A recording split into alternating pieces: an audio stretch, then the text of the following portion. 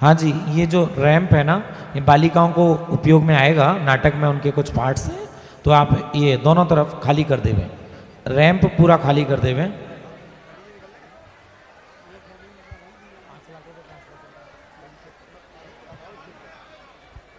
हाँ जी, ramp ramp पूरा खाली कर देवे, जो जरूरी उनके सहयोगी हैं मात्र वही रोके।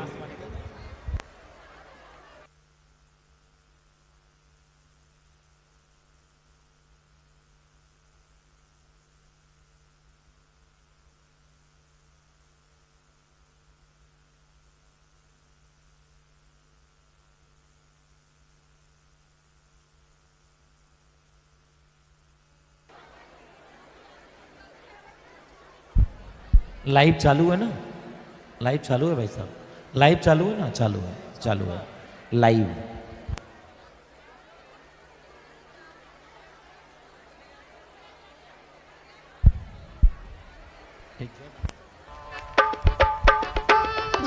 जय हो परम जिन रात दरस से आज मुदित मन आंगन है। जय हो परम जिन रात दरस से आज मुदित मन आंगन है।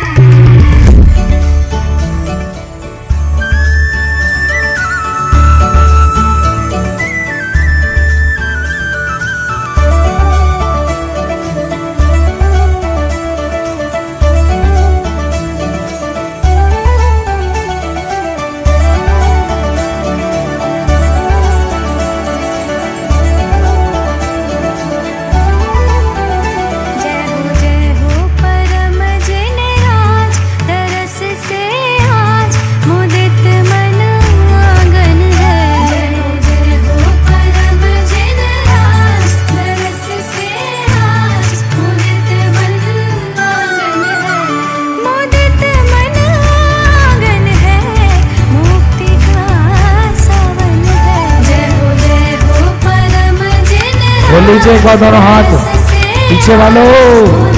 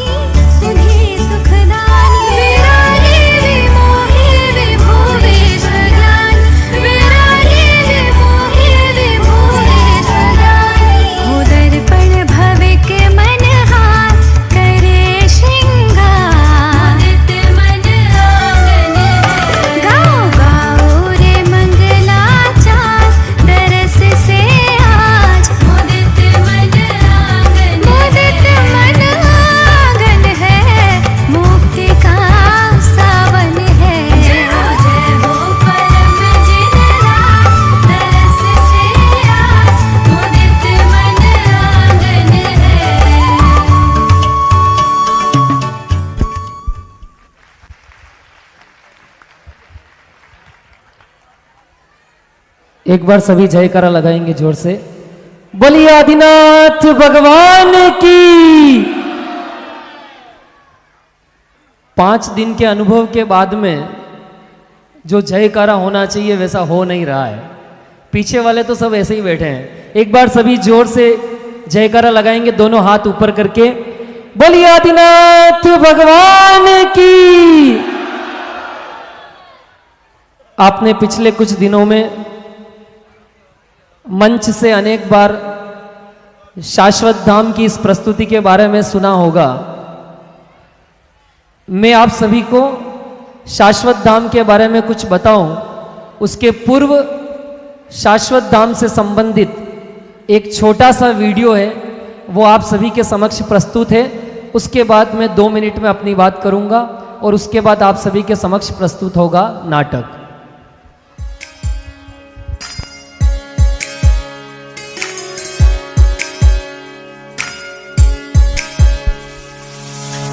वीतरागता की ओर बढ़ रहे हैं ये चरण, वीतरागता की ओर बढ़ रहे हैं ये चरण। धन्य धन्य धन्य धन्य कह रहा है सबका मन, धन्य धन्य धन्य धन्य कह रहा है सबका मन।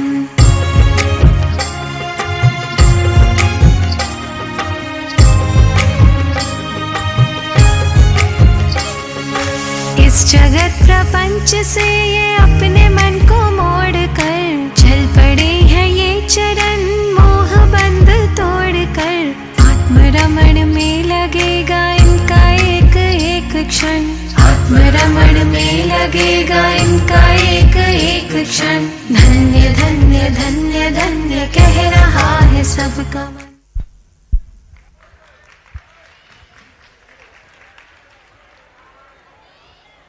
मैं इस सभा में उपस्थित जितने भी महानुभाव यहाँ उपस्थित हैं, मेरे हिसाब से तो बहुत कम संख्या होगी, फिर भी हाथ खड़े करवाता हूँ मैं। आप में से कितने लोग ऐसे हैं कि जिन्होंने शाश्वत धाम देखा है? हाँ, जितनी संख्या है उसमें बहुत कम लोग हैं। चलिए, आप में से ऐसे कितने लोग हैं कि जो उदयपुर घूमने के लिए आए हुए हैं? अच्छा, वो भी संख्या उतनी ही है। चलिए, फिर कोई आश्चर्य नहीं है। आप सभी लोगों ने उदयपुर के बारे में सुना ही होगा, क्योंकि पूरी दुनिया में उदयपुर लेक सिटी के नाम से फेमस है, झीलों की नगरी। वैसे तो राजस्थान के बारे में ऐसा कहा जाता है कि राजस्थान में पानी नहीं है, लेकिन हमारा उदयपुर पानी के लिए ही फेमस है कि वहाँ चारों तरफ उदयपुर में बहुत सारी झीलें हैं। और उसी झीलों की नगरी में आज से 10 वर्ष पूर्व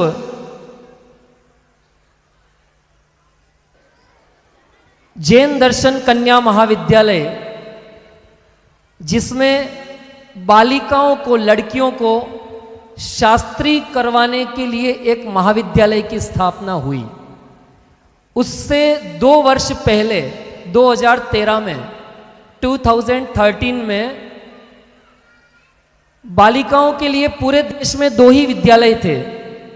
एक आत्मार्थी कन्या विद्या निकेतन दिल्ली और दूसरा ब्राह्मी सुंदरी।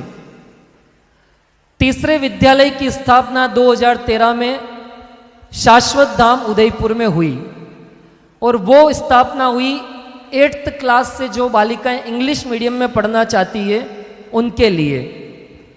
जब स्थापना हुई और सारे ट्रस्टीज आदरणीय छोटे दादा डॉक्टर हुकुमचंद जी बारिल के पास गए और उनसे निवेदन किया कि दादा आपका इसमें सहयोग चाहिए, तो दादा ने एक शर्त रखी कि मैं आपको सहयोग तभी करूंगा जैसा शास्त्री महाविद्यालय लड़कों के लिए यहाँ चल रहा है, वैसे ही यदि आप चलाओगे तो मेरा पूरा सहयोग है। और उसी समय ट्रस्ट ने निर्णय किया और 2015 से जैन दर्शन कन्या महाविद्यालय, जो कि बालिकाओं के लिए पूरे देश का पहला शास्त्रीय महाविद्यालय उदयपुर में प्रारंभ हुआ। और मुझे बताते हुए ये गौरव है कि आज उस जैन दर्शन कन्या महाविद्यालय और जैन बालिका संस्कार संस्थान, मतलब English medium 8th 9th 10th और शास्त्रीय विद्यालय 11th से लेकर के फाइनल ईयर तक, ऐसे करके उस पूरे महाविद्यालय में 7 राज्यों की 102 बालिकाएं वहां अध्ययन कर रही है।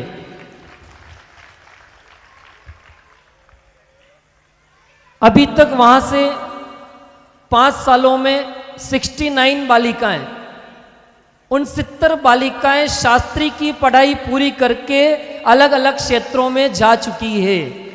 उसमें से ही आपके ही मऊ नगर की एक विदुषी बहन, कहाँ है खुशी, जो आज से 2 वर्ष पूर्व जहाँ से उनकी दीक्षांत समारोह के माध्यम से उनको डिग्री मिली, मैं चाहूँगा एक बार आप सभी जोरदार तालियों के माध्यम से स्वागत करें।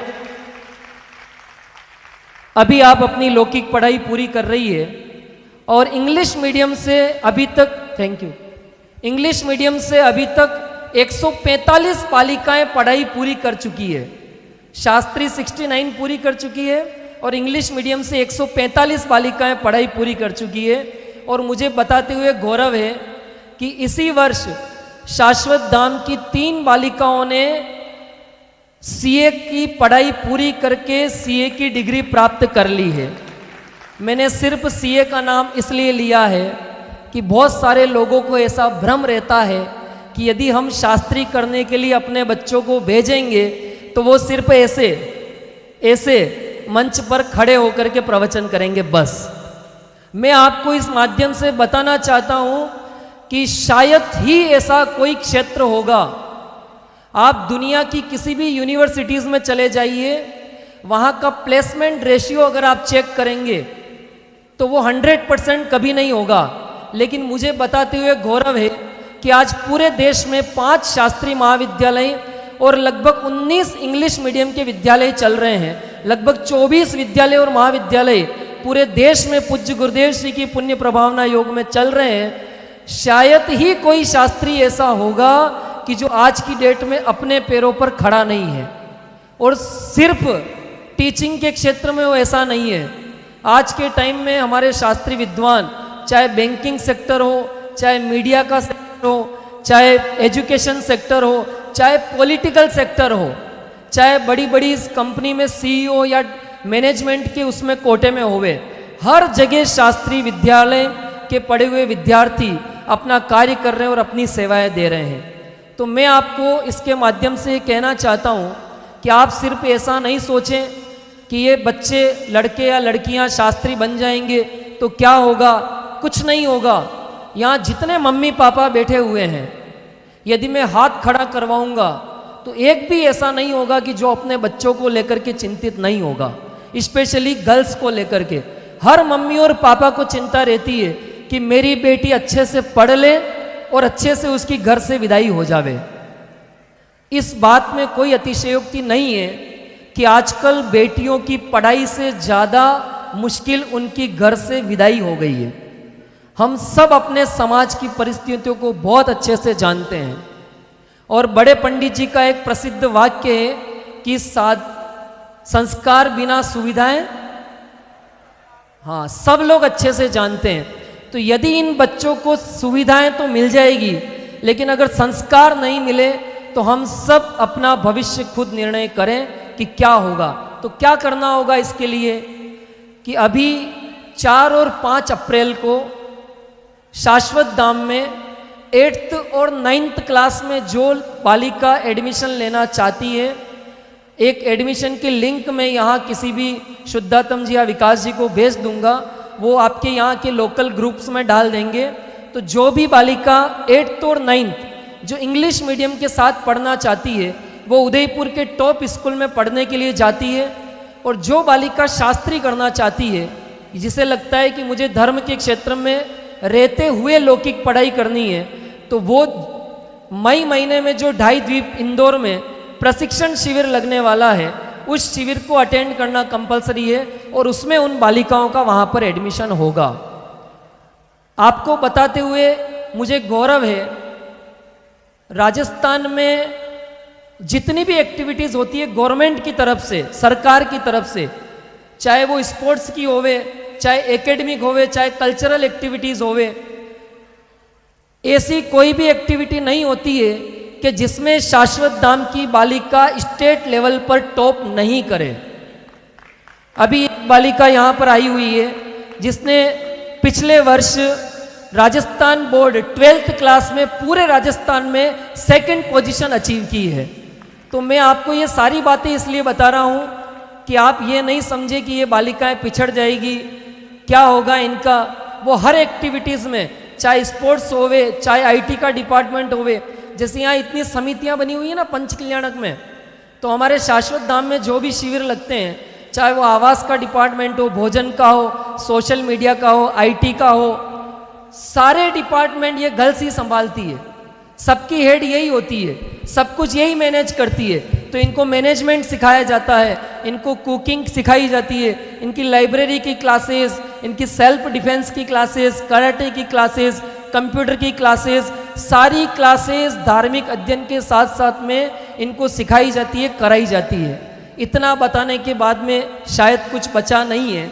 फिर भी यदि किसी को कोई संशय होवे तो आप बाद में मेरे से संपर्क कर सकते हैं। और अब मैं ज़्यादा आप सभी के बीच में व्यवधान नहीं बनूंगा। और एक छोटी सी बात और कहना चाहता हूँ, जिसके बारे में कल विवेक जी ने भी बताया था कि जिस दिन विवेक जी का और आदरणीय हमारे प्रतिष्ठाचार्य जी का ऐसा आदेश आया कि बालिकाओं को मोह पंच कल्याणक में एक नाटक की प्रस्तुति करनी है, और जब हमने नाटक फाइनल किया और सारा रिकॉर्डिंग भी हो गया, जैसे ही रिकॉर्डिंग हुआ और सब कुछ तैयारियां चालू हुई और 2 फरवरी से इनके कॉलेज के एग्ज़ाम स्टार्ट हो गए। 2 फरवरी से 16 फरवरी तक इनके कॉलेज के एग्ज़ाम चले, और जैसे ही कॉलेज के एग्ज़ाम ख़त्म होने वाले थे तो फिर कॉलेज से फ़ोन आया कि 17, 18, 19, 20 फरवरी को इनके इंटरनल एग्ज़ाम होने हैं। तो हमने उनसे रिक्वेस्ट की और चारों दिन के एग्ज़ाम 17 तारीख को ये दिन दे करके आई है और रात को ट्रेन से निकल करके आपके यहाँ पर आई है। तो हो सकता है कि इनकी प्रस्तुति आपको थोड़ी कमज़ोर लगे, होगा नहीं ऐसा, वो तो आप बताएंगे बाद में। लेकिन इन सारी परिस्थितियों के बीच को पार करते हुए आज ये बालिकाएं आपके सामने आई है। मैं चाहूँगा कि एक बार इन विदुषी बहनों का आप जोरदार तालियों के माध्यम से स्वागत करें, और अब शीघ्र ही आपके बीच में ये नाटक प्रारंभ होगा। ये थे हमारे डॉक्टर अंकित जी शास्त्री, जो शाश्वत धाम उदयपुर है उसके आप ट्रस्टी हैं, संयोजक हैं, विद्वान तो हैं ही बहुत बढ़िया। आप बहुत बढ़िया विधानाचार्य भी हैं और बहुत बड़े व्यापारी भी हैं। आप ये सोच रहे होंगे अकेले विद्वान होंगे, इनका खुद का एक स्कूल है, एक यूनिवर्सल पब्लिक स्कूल। लगभग 2 स्कूल हैं, यूनिवर्सल पब्लिक स्कूल की 2 ब्रांच हैं। लगभग 500 से 1000 बच्चे इनके स्कूल में पढ़ते हैं, प्राइवेट इंग्लिश मीडियम स्कूल में। इसलिए आप ये ना सोचें कि बस शाश्वत धाम चलाते हैं। ऐसे हमारे अंकित जी, डॉक्टर अंकित जी वैसे मेरे साले साहब भी हैं, इसलिए परिचय देना जरूरी भी है। जोरदार करतल ध्वनि से हम इनका स्वागत करते हैं, और अंत में धन्यवाद की जगह पहले ही धन्यवाद करते हैं कि आपने ये हम सबकी बात रखी कि बालिकाओं को यहाँ लाए, और थोड़ी बहुत विपरीत परिस्थितियों में बालिकाओं को भी रुकना पड़ा, लेकिन फिर भी आपने उस चीज़ को वेयर किया। बहुत बहुत धन्यवाद, आभार। और चलते हैं सीख आदिनाथ की।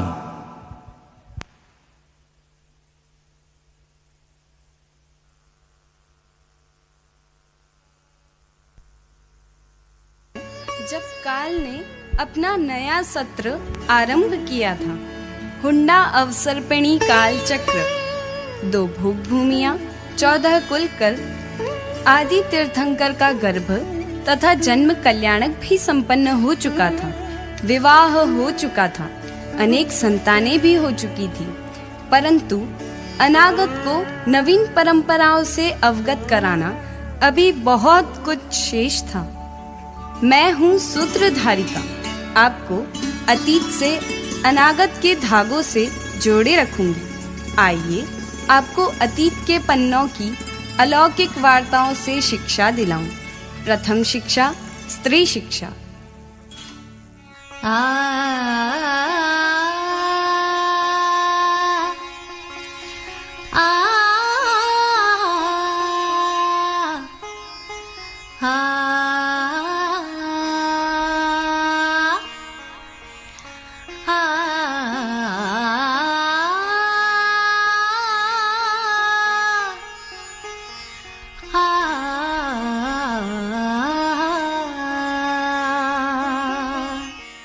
अहो, ऐसे मधुर कंठ से निकलकर वे शब्द वर्गणाएं धन्य हो गई होंगी। यह वार्ता ही असत्य है कि तुम्हारी कोयल सरीखी वाणी है। मेरे विचार से कोकिलाओं ने प्रकृति के प्रारंभ होने से पहले तुमसे कक्षा ली है। निश्चयतः सुरों की पहचान उन्हें तुमसे हुई है। पिताश्री, वार्ता को बिना गुड़ के ही मीठा कर देना तो कोई आपसे सीखे। अरे सुंदरी, तुम तो बड़ी चतुर हो। ब्राह्मी, कर्म भूमि तो अभी ठीक से प्रारंभ भी नहीं हुई, और तुम्हारे मुख पर अभी से गंभीर समुद्र से चिंता की लकीरें। पिताश्री, एक बात हमें अत्यंत पीड़ित कर रही है। ब्राह्मी, तुम्हारी पीड़ा का क्या कारण है? आप तो सब जानते हैं, फिर इस प्रकार प्रश्न चिन्ह लगाकर हमें लज्जित क्यों कर रहे हैं? पिताश्री, प्रकृति का नियम है कि तीर्थंकर की पुत्रियां नहीं होती। क्या मैं और ब्राह्मी आपके लिए अशुभ है, जो आपकी पुण्य प्रकृतियों को कलंकित कर रही हैं? क्या हम आप पर भार हैं या यह दोष हुंडा अवसर्पिणी काल का प्रभाव है? मात्र इतनी सी बात पर तुमने संगीत के मधुर रस को बेस्वाद कर दिया। आपके लिए यह तुच्छ सी बात होगी, क्योंकि आप तो संसार से तिर जाएंगे और हम तो संसार में सदैव के लिए एक अपवाद बनकर रह जाएंगे। ब्राह्मी, मेरा कथन अब ध्यान पूर्वक सुनो। तीर्थंकर की पुत्री होना कोई अशुभ बात नहीं है। हाँ, किसी अपेक्षा से यह कहा जा सकता है कि यह हुंडा अवसर्पिणी काल का अपवाद है, परंतु काल के चक्र में दोष कैसा?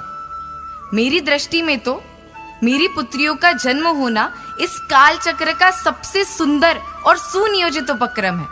पुत्रियां तो सबकी होती है, किंतु पुत्रियों, विचार करो, विधि ने तीर्थंकर को पुत्री क्यों प्रदान की? क्यों पिताश्री? क्योंकि विधि जानती थी कि इस निकृष्ट काल के चलते कुछ अधम जन समूह पुत्री के जन्म को भार रूप मानेंगे। वे वज्र हृदय निर्दोष कन्याओं के हत्यारे बन जाएंगे। वे माँ की पवित्र कुक्षिका को दाह स्थान बना देंगे। पश्चात कोई प्रज्ञावान पुरुष विवेक बुद्धि से अतीत के पन्नों को पलटेगा और जब यह पाठ करेगा, अहो, पुत्री का वरदान तो युग की आदि में ही सौभाग्य रूप घोषित कर दिया गया था। यह बोझ नहीं, अपितु अनेक ग्रहों के तथा अनंत जीवों के विवेक रूपी द्वार का प्रकाशक है। इन्हीं की कुक्षिका के निमित्त से अनेक भव्यों का अंतिम जन्म सिद्ध होगा। सत्य पिताश्री, इसका अर्थ यह है कि हम प्रथम दो ऐसी अतिशयकारी कन्याएं हैं जो आगामी होने वाले नारी संहार को रोकने में निमित्त हैं। हाँ, ऐसी विदुषी और होनहार कन्याएं किसका चरित्र प्रकाशित नहीं करेंगी? उनका तो जीवन ही धन्य हो जाएगा। पिताश्री, प्राकृतिक परिवर्तनों के प्रभाव से प्रजाजन भयभीत है, इसीलिए आपने नगर में षटकर्मों की शिक्षा देने शिशु वर्ग को एकत्रित होने का आदेश दिया है। हाँ, कल्प वृक्ष नष्ट हो रहे हैं, प्रजाजन भयभीत हो रहे हैं, उनके पास जीवन यापन का कोई और उपाय नहीं है। असी, मसी, कृषि, विद्या, वाणिज्य तथा शिल्प, ये नवीन युग के प्रारंभिक महत्वपूर्ण षटकर्म है, जिसकी शिक्षा लेना अति अनिवार्य है, जिससे अग्रिम जीवन सुख, शांति तथा समृद्ध रूप से व्यतीत हो सके। इसलिए मैंने यह घोषणा करवाई है। सभी शिशु वर्ग अर्थात बालकों के बीच बालिकाएं भी? बीच नहीं पुत्री, साथ में। परंतु पिताश्री, भला अस्त्र शस्त्र चलाकर हमें क्या लाभ? इस नारी पर्याय के कोमल हाथों से हिंसक उद्यम। अस्त्र शस्त्र मात्र रणभूमि में नहीं चलाए जाते पुत्रियों, आत्मरक्षा के लिए भी इनकी शिक्षा लेनी पड़ती है। सत्य कथन पिताश्री। तथा कौन कहता है कि शिक्षा मात्र अस्त्रों और शस्त्रों की ही दी जाएगी? अर्थात सबसे महत्वपूर्ण शिक्षा है विद्या, जिसमें स्त्री पुरुष का कोई भेद नहीं, जिसमें सभी विद्या समाहित है, जिसमें ज्ञान का गोदाम है। और ज्ञान तो दोनों को होना चाहिए, क्योंकि जब भविष्य में जीवन यापन दोनों को ही करना है, तब शिक्षित तो दोनों वर्गों को होना होगा। गृहस्थी संभालना व्यापार करने जितना ही महत्वपूर्ण है पुत्रियों। तो स्त्री और पुरुष के कार्य आप निर्धारण करेंगे? नहीं ब्राह्मी, विश्व व्यवस्था में हस्तक्षेप करने का अधिकार मुझे भी नहीं। विश्व व्यवस्था स्वसंचालित है और उसकी नीति के अनुसार गृहस्थी में स्त्री की मुख्यता तथा व्यापार में पुरुषों की मुख्यता है। तो क्या गृहस्थी स्त्रियों के अधिकार में है? गृहस्थी संभालना व्यापार करने जितना ही महत्वपूर्ण है पुत्रियों। इसलिए स्त्री वर्ग के लिए भी षटकर्मों की शिक्षा लेना अनिवार्य है, तथा तुम्हें षटकर्मों की शिक्षा प्राप्त कर समस्त नारी वर्ग के लिए आदर्श बनना है। अवश्य पिताश्री। इस काल ने तुम दोनों से बहुत अपेक्षा लगाई है पुत्रियों।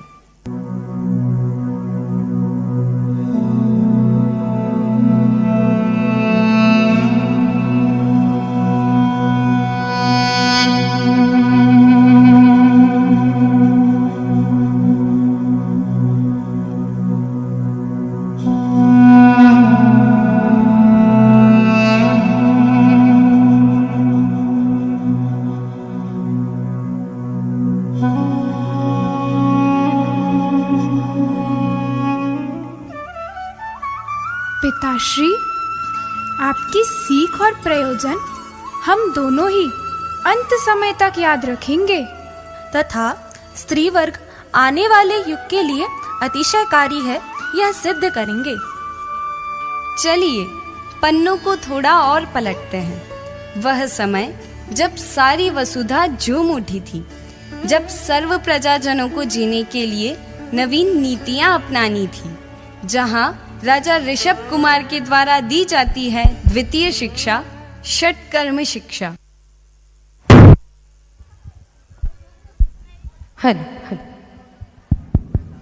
सावधान सावधान, षटकर्मों की शिक्षा प्रारंभ होने जा रही है। अरे आई आई खुशहाली आई, आई आई खुशहाली आई, अरे आई आई खुशहाली आई, आई आई खुशहाली आई। अरे बंजर भूमि में हरियाली, बंजर भूमि में हरियाली, अरे बंजर भूमि में हरियाली, बंजर भूमि में हरियाली। चारों दिशाएं मुदित हो रही, चारों दिशाएं मुदित हो रही, अरे चारों दिशाएं मुदित हो रही, चारों दिशाएं मुदित हो रही। बोलो आदिनाथ की जय जयकार, आदिनाथ की जय जयकार, आदिनाथ की जय जयकार, आदिनाथ की जय जयकार। बोलो आदिनाथ कार, आदिनाथ की जय जयकार, बोलो आदिनाथ की जय जयकार। जनता भी देखो हर्षाई, जनता भी देखो हर्षाई, अरे जनता भी देखो हर्षाई, जनता भी देखो हर्षाई। बोलो आदिनाथ की जय जयकार, आदिनाथ, बोलो आदिनाथ, आवाज नहीं आ रही, बोलो आदिनाथ की, आदिनाथ की जय जय, बोलो आदिनाथ की जय, आदिनाथ की जय जय। षटकर्मों का पथ अपना कर जीवन में होगा उजियारा, अरे षटकर्मों का पथ अपना कर जीवन में होगा उजियारा। बोलो आदिनाथ की, बोलो आदिनाथ की, अरे बोलो आदिनाथ की।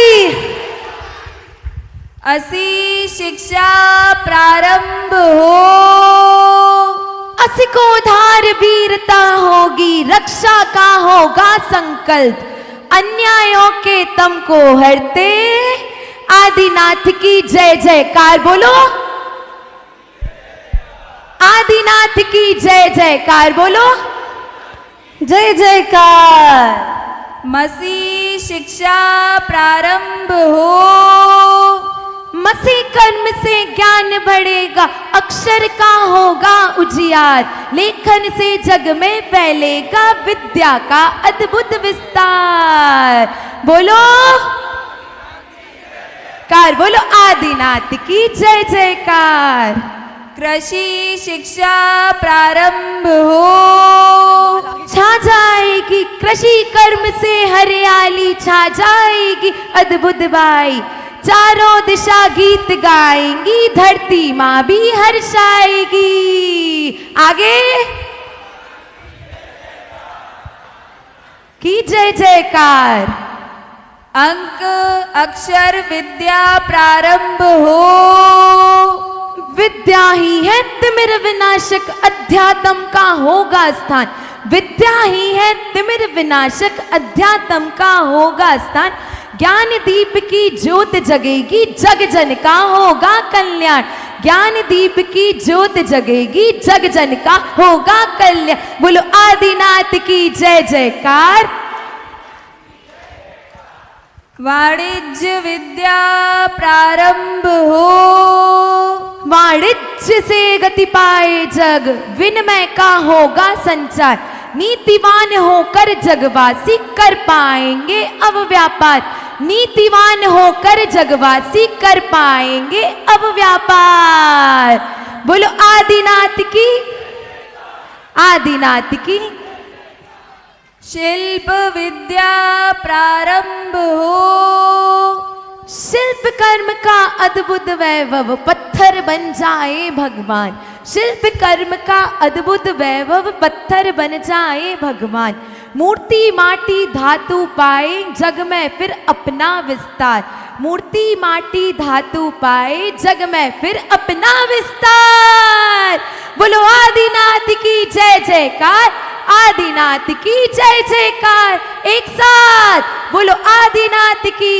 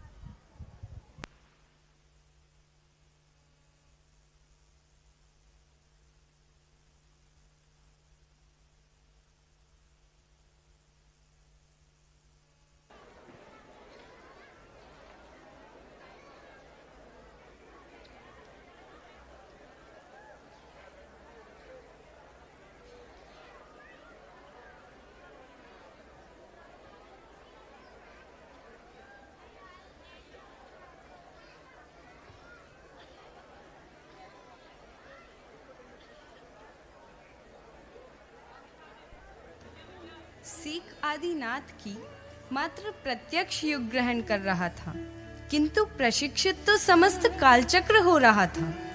ये षटकर्म कलयुग के अंत तक भी जीवन यापन के एकमात्र उपाय थे।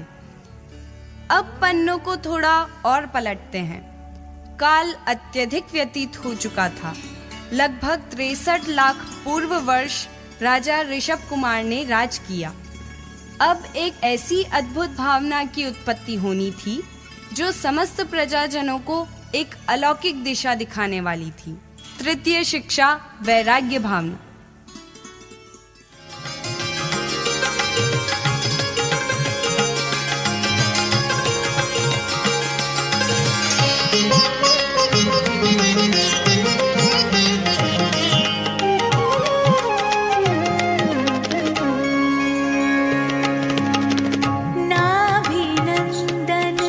सुरपति वंदन, नाभिनंदन सुरपति वंदन, आदिनाथ का अभिनंदन।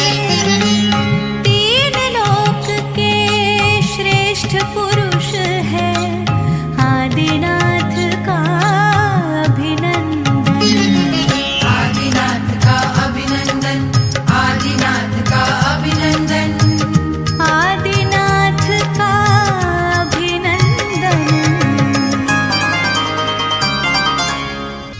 हे देव, आज आदिनाथ का जन्म महोत्सव मनाया जा रहा है। हाँ इंद्र, इसीलिए तो आज हम स्वर्ग की अद्वितीय निधियां भी छोड़कर आए हैं। देव, आप बात को समझ नहीं रहे हैं। किंचित अवधि ज्ञान का प्रयोग तो करिए। हे भगवान, जब सिंहासन के मुख से सूर्य की प्रभा का संचार हो रहा है तो मेरे न्यून सी दीपक की ज्योत का क्या अर्थ है? अच्छा छोड़िए, एक बात बताइए, क्या आदि तीर्थंकर को लौकिक विद्या प्रदान करनी अब भी कुछ शेष है? नहीं इंद्र, कुछ शेष नहीं। तो क्या आदि तीर्थंकर की काललब्धि अभी परिपक्व नहीं हुई है? इंद्र, तुम्हारा यह प्रश्न चिन्ह किस बात की ओर संकेत कर रहा है, मैं अब भली भांति समझ गया हूँ। 63 लाख पूर्व वर्ष राजा ऋषभ कुमार ने लौकिक विद्या देने में व्यतीत कर दिए, जिससे प्रजाजन पर्याप्त रूप से शिक्षित हो चुके हैं। हाँ, अब आदिनाथ के माध्यम से धर्म तीर्थ का प्रवर्तन होना है। इस बात से क्या वे विस्मृत हो गए हैं या वैराग्य धारण करने के लिए उन्हें निमित्त नहीं मिल रहे? देव, वैराग्य धारण करना कोई हल्का कार्य नहीं है। जब इतने वर्ष व्यतीत हो जाने पर भी भावी तीर्थेश्वर को वैराग्य नहीं आ रहा है, तो सामान्य प्रजाजन तो इसका रस जानती ही नहीं है। सत्य वचन इंद्र, यह भोग भूमि से कर्म भूमि का प्रथम पड़ाव है। इससे पूर्व भोग भूमि में किसी प्राणी को विषय भोगों से विरक्त होते नहीं देखा तथा कोई मोक्ष को प्राप्त नहीं हुआ, क्योंकि भोग भूमि मात्र भोगने के लिए थी, कर्म करने के लिए नहीं। जब प्रारंभ से ही सब भोगने में आ रहा था तो कर्म करने का कोई परिश्रम क्यों करता? यह कर्म भूमि का प्रारंभिक काल है, जहाँ कोई दुख नहीं, शोक नहीं, भय नहीं, जहाँ पर किंचित भी कुतूहल सा प्रतीत हुआ, तत्क्षण ही राजा ऋषभ कुमार ने समाधान कर दिया। इस परिस्थिति में कोई कैसे ही वैराग्य धारण करे, चाहे वे आदि तीर्थंकर ही क्यों ना हो। इंद्र, आदि कुमार के माध्यम से ही तो अध्यात्म की प्रतिष्ठा होने वाली है, परंतु सिंहासन पर बैठे महाशय के सूर्य रूपी मुख पर तो वैराग्य रूपी मेघों के छाने के किंचित मात्र भी संकेत नहीं दिख रहे। प्रतीत होता है वैराग्य के मेघों की कृत्रिम रचना करनी पड़ेगी। अब लौकांतिक देवों की बस्ती को मध्यलोक में आमंत्रित करने का वह धन्य सुअवसर आ गया है। आज पुनः स्वर्गों के महल उद्यान रिक्त होंगे। आज इस काल चक्र का प्रथम वैराग्य घोषित किया जाएगा तथा प्रथम संयम का महोत्सव मनाया जाएगा। परंतु देव, यह सब होगा कैसे? प्रसंग नृत्य का है तो क्यों ना श्रृंगार रस से भरे नृत्य को वैराग्य रस में परिवर्तित किया जाए। इंद्र, आपकी योजना सटीक है। एक अप्सरा है जो महामहिम के वैराग्य में निमित्त बन सकती है। उस सुंदरी का नाम है नीलांजना। फिर विलंब किस बात का? चलिए, भगवान के राज्य तथा विषय भोगों से विरक्त होने का अद्वितीय काल आ गया है। मुक्ति मार्ग के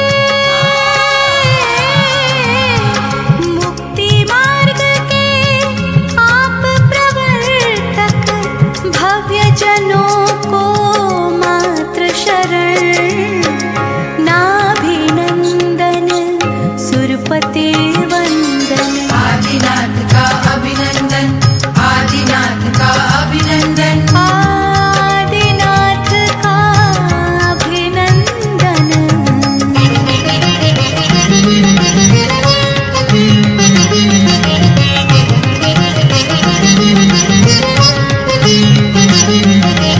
आदिनाथ का अभिनंदन, आदिनाथ का अभिनंदन, आदिनाथ का अभिनंदन, आदिनाथ का अभिनंदन। आदिनाथ का अभिनंदन,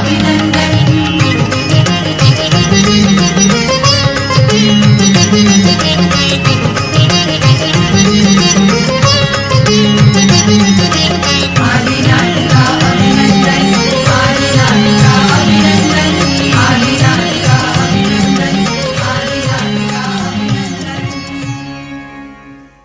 अहो, इस नृत्य के बीच मरण! कब प्रातः से निशा हो गई, कब बाल अवस्था से यौवन अवस्था हो गई, स्मरण ही नहीं रहा। यमराज बढ़ती आयु का शत्रु है, यह सिद्धांत आज समझ में आया। अब मेरे संसार से विरक्ति का समय आ गया है। आज मुझे मेरे अलौकिक प्रयोजन का भान हुआ है। इस वसुधा पर अंतिम जन्म लेने का उद्देश्य ज्ञात हुआ है। अब मेरे भवरूपी वन से निकलकर अतीन्द्रिय सुखरूपी वन की ओर प्रस्थान करने का समय आ गया है।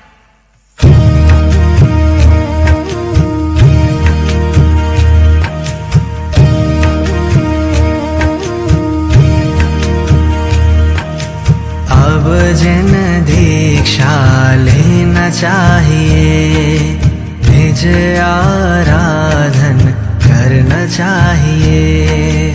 जीवन का है नहीं ठिकाना, यहाँ से कब हो जावे जाना।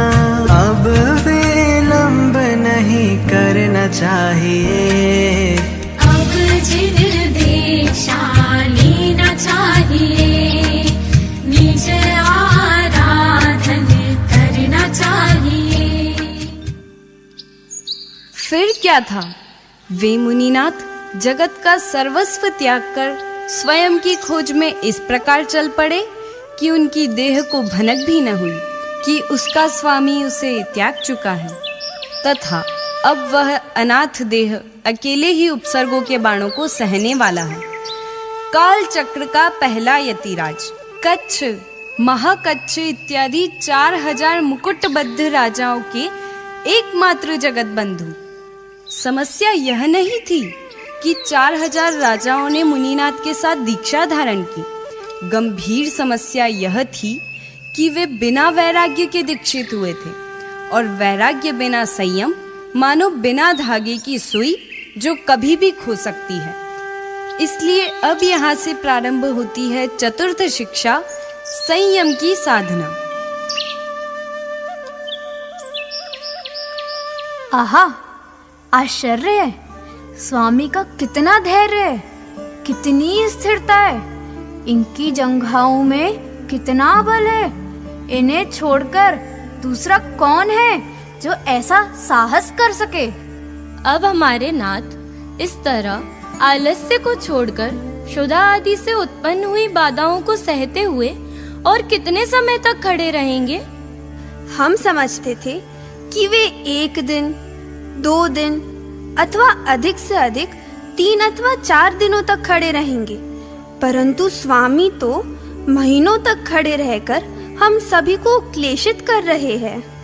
यदि स्वयं भोजन पान कर हमें भोजन पान आदि से संतुष्ट कर फिर खड़े रहते तो अच्छी तरह खड़े रहते, कोई हानि नहीं थी। परंतु यह तो सर्वथा ही उपवास धारण कर क्षुधा, तृषा आदि का कुछ भी प्रतिकार नहीं करते। इन्होंने अपनी आत्मा को भी वश कर लिया है तथा किसी न किसी कारण को उद्देश्य कर राज्य लक्ष्मी का परित्याग किया है। इसलिए पश्चात वे पुनः राज्य करने नगर लौटेंगे। यदि हम लोग स्वामी को छोड़कर जाते हैं तो भरत महाराज हम लोगों को कष्ट देंगे। इसलिए जब तक उनका युग समाप्त होता है तब तक हम लोग यही सब कुछ सहन करेंगे। फिर एक दिन हमारे नाथ का योग सिद्ध हो जाएगा और योग के सिद्ध हो चुकने पर अनेक क्लेश सहन करने वाले हम लोगों की अवश्य ही किसी न किसी तरह हमारी रक्षा करेंगे। हे देव, आप ही हमें शरण रूप हैं। इस संसार में हमारी और कोई गति नहीं है। विकल्प, यदि एक बार मेरे मन में इनकी पूर्ति हो गई तो राग मेरे आत्मा प्रदेशों में विष की तरह फैलेगा। यदि मैंने उपदेश दिया तो भी क्या आश्वासन है कि ये सब के सब एक साथ एक बार में ही मार्ग समझ जाएंगे। यदि समझ भी गए तो मेरे विकल्पों की पूर्ति हो जाएगी, जिससे मेरी साधना पूर्णता को प्राप्त नहीं हो पाएगी। तथा समझाने से समझ नहीं आता, यदि समझ आता तो विधि को जगत की व्यवस्था बनाने में कर्मों की क्या आवश्यकता थी। मैं उपदेश दूं या नहीं दूं, होगा वही जो विधि चाहेगी। ये भद्र मनुष्य क्या जाने कि अतीन्द्रिय अव्याबाद सुख के सागर में डुबकी लगाकर उसमें अनंत काल के लिए समा जाने का परमानंद कैसा होता है। तो इस प्रकार मेरा विकल्प करना ही व्यर्थ है। मैं तो चला पुनः अपने अनंत गुणों के धाम के भीतर सुख शैया में सदैव के लिए आनंद निद्रा में मग्न होने। काल चक्र तो अभी आरंभ ही हुआ था और समय ने अपनी गति में वृद्धि प्राप्त कर ली। मुनिनाथ को योग धारण किए हुए 6 माह पूर्ण हो गए थे। मनुष्य जिस प्रकार कर्म बांधता है, विधि उसी प्रकार जगत की व्यवस्था रचती है। आदि तीर्थंकर चाहें तो बिना किसी आहार विहार के मुक्त हो सकते थे, परंतु अनागत को व्यवहार रत्नत्रय की मोक्ष मार्ग में प्रधानता सिद्ध करनी थी। इसलिए मुनिनाथ को आहारचर्या की विधि बतलाने अबुद्धि पूर्वक राग की हिलोरों में प्रेषण करना पड़ा। इस प्रकार यहाँ से प्रारंभ होती है पंचम शिक्षा, आहार दान की परंपरा। बड़े दुख की बात है, बड़े बड़े वंशों में उत्पन्न ये नवदीक्षित साधु समीचीन मार्ग नहीं जानते। वे क्षुधादि से शीघ्र ही भ्रष्ट हो गए। इसलिए अब मोक्ष मार्ग बतलाने के लिए और सुख पूर्वक मोक्ष की सिद्धि के लिए शरीर की स्थिति अर्थ आहार लेने की विधि दिखलाता हूँ। मुनियों को यह शरीर न तो केवल क्रश ही करना चाहिए और न रसीले तथा मधुर भोजनों से इसे पुष्ट ही करना चाहिए, किंतु जिस प्रकार ये इंद्रियां अपने वश में रहे और कुमार्ग की ओर न दौड़े, उस प्रकार मध्यम वृत्ति का आश्रय लेकर प्रयत्न करना चाहिए। वात पित्तादि दोष दूर करने के लिए उपवास आदि करना चाहिए तथा प्राण धारण करने के लिए आहार ग्रहण करना चाहिए। काय क्लेश उतना ही करना चाहिए जितने से संक्लेश न हो, क्योंकि संक्लेश हो जाने पर चित्त चंचल हो जाता है और मार्ग से भी च्युत होना पड़ता है। इसलिए संयम रूपी यात्रा की सिद्धि के लिए शरीर की स्थिति चाहने वाले मुनियों को रसों में आसक्त न होकर निर्दोष आहार का ग्रहण करना चाहिए।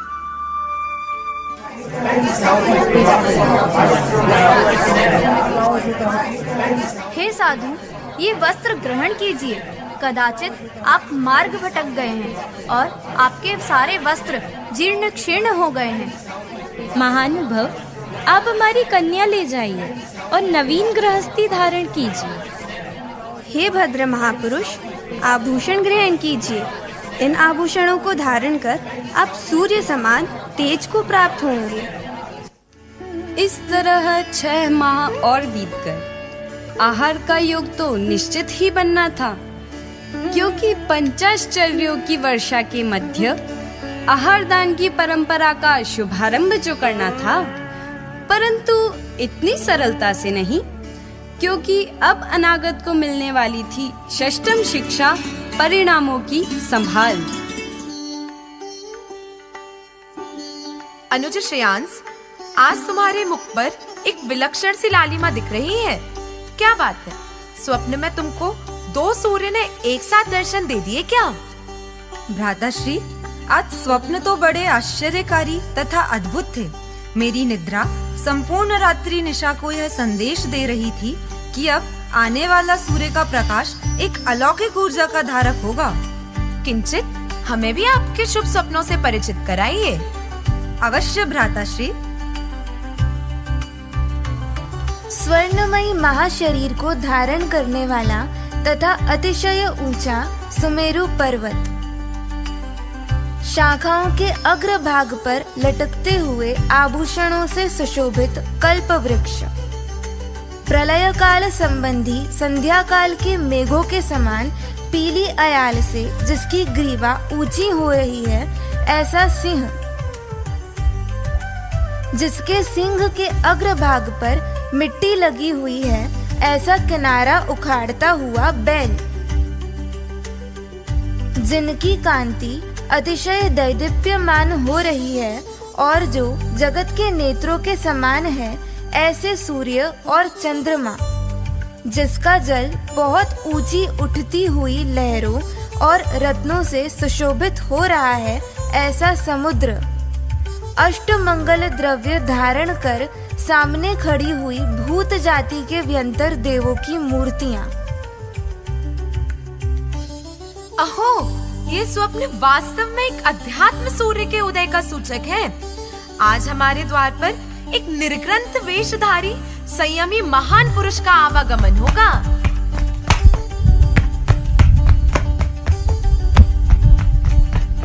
हे राजन, नगर में ऋषभ मुनि नाथ पधारे हैं। उनके समीप जाकर हम सभी को उनके दर्शन का लाभ लेना चाहिए।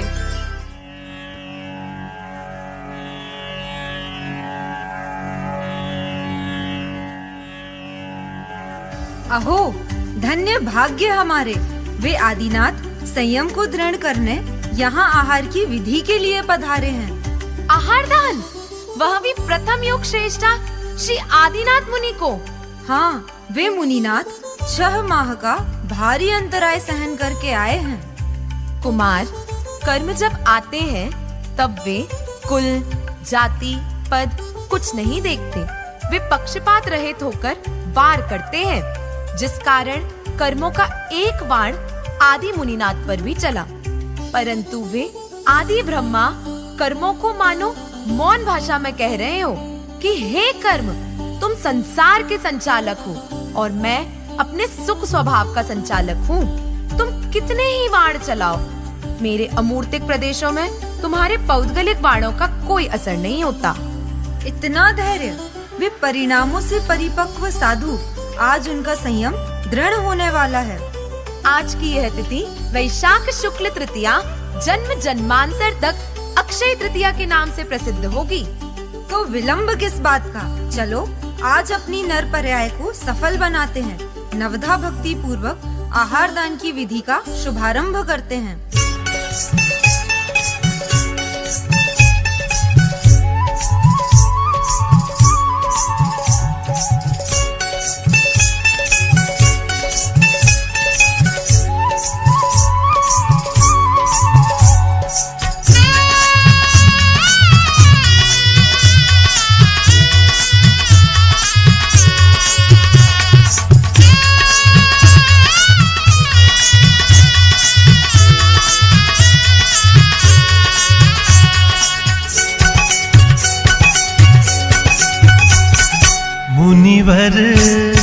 मुनिवर आज मेरी कुटिया में आए हैं, मुनिवर आज मेरी कुटिया में आए हैं।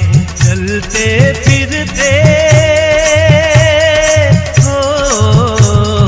चलते फिरते सिद्ध प्रभु आए हैं। मुनिवर आज मेरी कुटिया में आए हैं, मुनिवर आज मेरी कुटिया में आए हैं।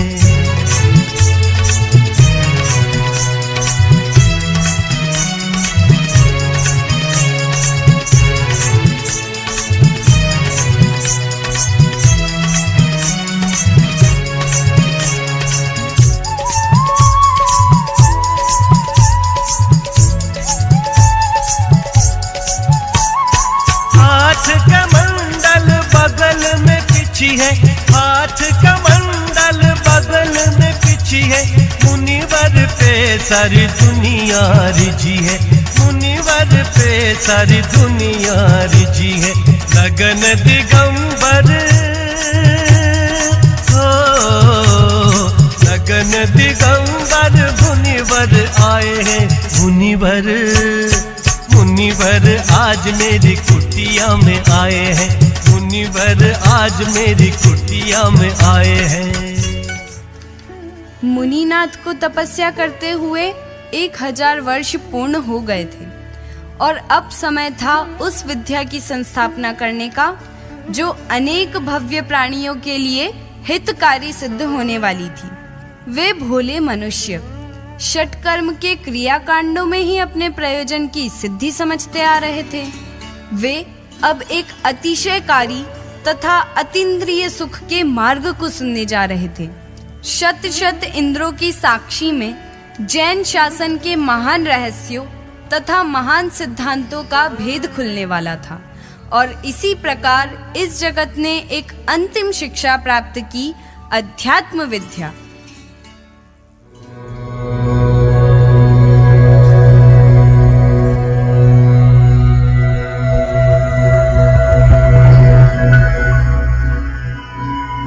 इस अनादि अनंत जगत में जीव और अजीव ऐसे 2 प्रकार के द्रव्य हैं। जीव भी संसारी और मुक्त ऐसे 2 प्रकार के हैं।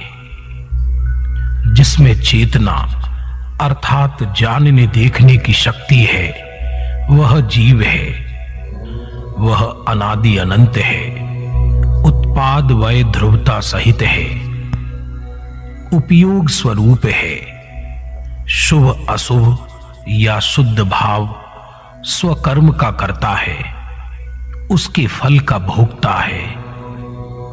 वह लोक प्रदेश प्रमाण असंख्यात प्रदेशी अरूपी है और शरीराकार स्थित है, अत्यंत गुण संपन्न है, लोकाग्र तथा ऊर्ध्वगमन स्वभावी है।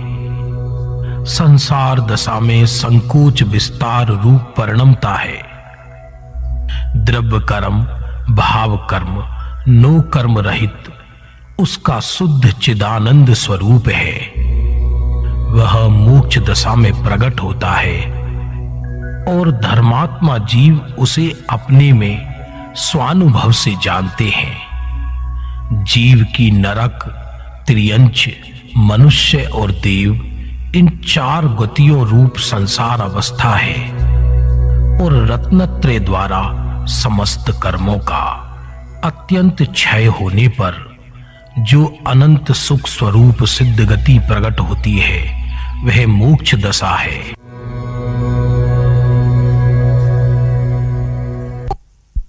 जय बोलिए आदिनाथ भगवान की ज्ञान कल्याणक महोत्सव की जय हो, जय हो।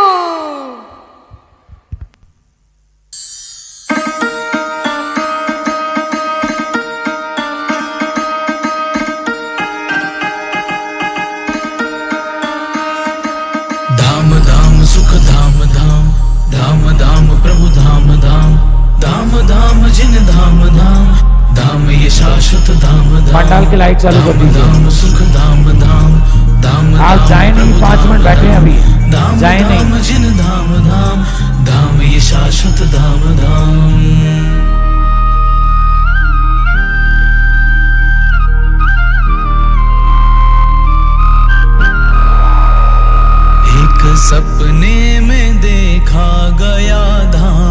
जो। धाम धाम सुख धाम धाम, तालियों के साथ में प्रभु धाम धाम, जोर से एक साथ में देखा गया धाम जो। आज संस्कार तीर्थ बना धाम जो। बहती अध्यात्म की नदियां है धाम वो। उछले वैराग्य की लहर है धाम वो। आओ साधर्मी जन, आओ साधर्मी जन, ये धरा पावनी इस वसुधा को तीरथ बनाते चले।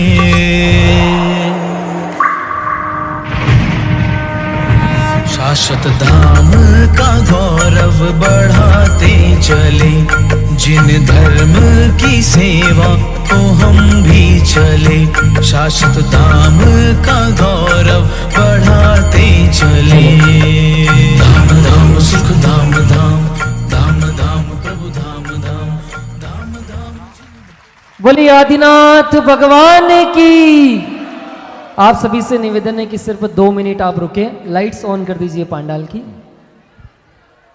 मैं आपको बताना चाहता हूं, आपने बहुत सारे ऐसे नाटक करने वालों को देखा होगा कि जिसमें बड़े बड़े डायरेक्टर होते हैं, बड़े बड़े राइटर होते हैं, लेकिन मुझे आपको बताते हुए खुशी है कि ये नाटक इसी शाश्वत धाम महाविद्यालय की, जिसने इसी वर्ष अपनी पढ़ाई पूरी की है, ऐसी श्रुति जैन मुंबई, इसके लिए जोरदार ताली बजा के स्वागत करें।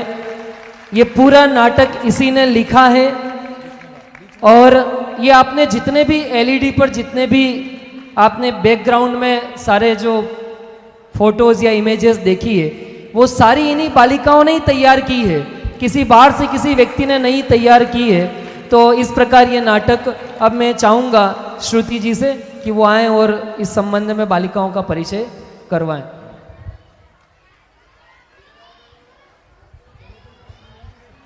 एक बार बालिकाओं का परिचय फटाफट श्रुति जी करा रही हैं। और इस अवसर पर आपको नाटक बढ़िया लगा कि नहीं? अरे एक बार जोरदार करतल ध्वनि से स्वागत कीजिए। इस अवसर पर 21,000 रुपए की राशि हमारे आदिनाथ पंचांग प्रतिष्ठा महोत्सव समिति मोहन नगर की तरफ से प्राप्त हुए हैं। आपको बहुत बहुत धन्यवाद। हाँ जी, परिचय फटाफट। दृष्टि बांसवाड़ा। शाश्वत प्रांशी जैन आगरा। शाश्वत श्रावणी जैन महाराष्ट्र। शाश्वत शुभी जैन सिरसागंज उत्तर प्रदेश। शाश्वत दृष्टि जैन तड़ाव सागर मध्य प्रदेश। शाश्वत अदिति जैन केसली सागर मध्य प्रदेश। शाश्वत ऋषिका जैन मध्य प्रदेश।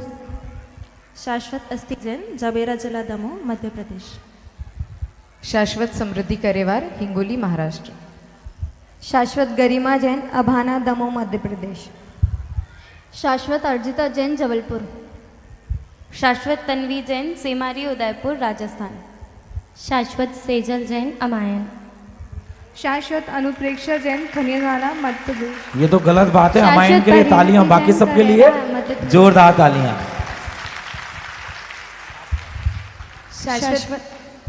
शाश्वत प्रज्ञा जैन गुना। शाश्वत लिपि जैन मेहरौनी। शाश्वत छवि जैन उदयपुर राजस्थान। शाश्वत डॉली जैन उदयपुर राजस्थान। शाश्वत वंशिका जैन मेरठ उत्तर प्रदेश। शाश्वत कृति जैन सिंगोली मध्य प्रदेश। इस नाटिका में मुख्य रूप से जिन्होंने सहयोग किया है डॉक्टर अनुभूति शास्त्री, पंडित विवेक जी शास्त्री, विदुषी भाग्य जी शास्त्री और शाश्वत धाम के समस्त अध्यापक गणों का, ट्रस्टी गणों का, और इस पूरे एलईडी में जो सहयोग किया है शाश्वत समृद्धि जैन ने, और इस पूरे नाटक का डायरेक्शन जो किया है शाश्वत प्रज्ञा जैन ने, इन सभी का बहुत बहुत धन्यवाद। जोरदार करतल ध्वनि से स्वागत करें हमारी विदुषी बहनों का। और मैं आपको एक और शुभ सूचना देना चाहता हूं। अभी आपने इन सबके गांवों और शहर के नाम सुने हैं। पिछले वर्ष शाश्वत धाम में पहली बार कर्नाटक मैसूर जो श्रवण बेलगोला के पास है, वो वहाँ की बालिका का एडमिशन हुआ है। और इस वर्ष एक बालिका शाश्वत धाम में एडमिशन के लिए दुबई से भी आ रही है। इसलिए आप ये नहीं समझें, आप अपनी बालिकाओं को अवश्य भेजें। ये वास्तव में जिन शासन का तो गौरव है ही है, लेकिन यदि आपको अपना घर, समाज और देश सुरक्षित करना है तो ऐसी बालिकाओं को संस्कार देना ही चाहिए। बहुत बहुत धन्यवाद। और मैं निवेदन करूंगा सभी बालिकाएं एक साथ आ जावें फोटो के लिए। हमारे विद्वत गणों से निवेदन है, एक बार आ जाइए। हमारे आदरणीय पीयूष जी, हमारे महामहिम सौधर्मेंद्र महोदय, हमारे सुकुमाल जी, सचिंद्र जी, सभी विद्वान आइए जल्दी से। हमारे डॉक्टर मनोज जी आइए। और इस शाश्वत धाम महाविद्यालय को संचालित करने में यदि आप सहयोग करना चाहें तो एक बालिका को 1 वर्ष के गोद की राशि 31,000 रुपया है। जो भी आप सहयोग देना चाहें आप अवश्य मुझे सूचित करें। हमारे दीपक कुमार जी असोना की तरफ से 5100 रुपए बालिकाओं को पुरस्कार हेतु